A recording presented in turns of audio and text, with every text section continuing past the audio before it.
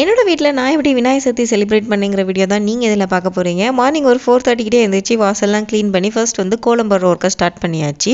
Reason என்னென்னா Friday ஈவினிங்லேருந்து நம்மளுக்கு வந்து இந்த விநாயகர் சதுர்த்தி செலிப்ரேட் பண்ணுறதுக்கான டைம் வந்து ஸ்டார்ட் ஆகுது. சாட்டர்டே ஈவினிங்குள்ளே இது முடிஞ்சுது. ஸோ அதனால் மார்னிங் வந்து நான் வந்து சீக்கிரமே பண்ணிடலாம் சொல்லிட்டு ஏர்லியான டைமில் இதை பண்ணால் ரொம்பவே நல்லாயிருக்கும்னு சொல்லியிருந்தாங்க. ஸோ வந்து 6:30க்குள்ளே நம்ம எப்படியாவது பூஜை முடிச்சணும்னு சொல்லிட்டு ஃபர்ஸ்ட் வந்து கோலம் போட்ட கையோட சாமி உட்காரக்காக மனை எல்லாமே ரெடி பண்ணி அதில் அரிசி மாவு வச்சு கோலம் போட்டுட்டு அதையும் செட் பண்ணி வச்சாச்சு. சின்னதாக ஒரு டெக்கரேஷனும் பண்ணியாச்சு. ஃபர்ஸ்ட் வந்து கொண்டக்கடலை வந்து வேக போட்டுட்டு அதுக்கப்புறமா கொலக்கட்டைக்கு வந்து உள்ளே வைக்கிறக்காக ஸ்டஃபிங்காக நான் வந்து கோகனட்டும் சுகர் மட்டும்தான் ரெடி பண்ணியிருந்தேன். அதுக்கப்புறமா கொலக்கட்டை எல்லாமே அச்சில் செட் பண்ணிவிட்டு உள்ளே வந்து ஸ்டஃபிங்கும் செட் பண்ணிவிட்டு இதை வந்து அப்படியே டேரெக்டாக நம்ம வந்து இட்லி பானையில் வச்சு வேக வச்சு எடுத்து வச்சதுக்கப்புறமா நம்ம பிள்ளையாருக்கு வந்து ஒரு குட்டியாக அபிஷேகம் பண்ணலாம்னு சொல்லிட்டு என்கிட்ட இருக்கிற ஒரு விநாயகர் சிலையை வச்சு நான் தடவை விநாயகர் சதுர்த்தி வந்து செலிப்ரேட் பண்ணேன்.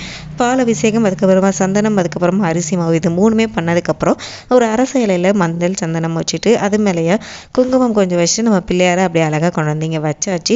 அதுக்கப்புறமா நம்ம விநாயகருக்கு செஞ்ச நெய்வேத்தியம் ப்ளஸ் பழம் எல்லாமே நம்ம வந்து எல்லாமே இலையில் அரேஞ்ச் பண்ணி வச்சதுக்கப்புறம் விளக்கேற்றி சூப்பராக வந்து விநாயகர் சதுர்த்தியோட பூஜையை முடிச்சாச்சு.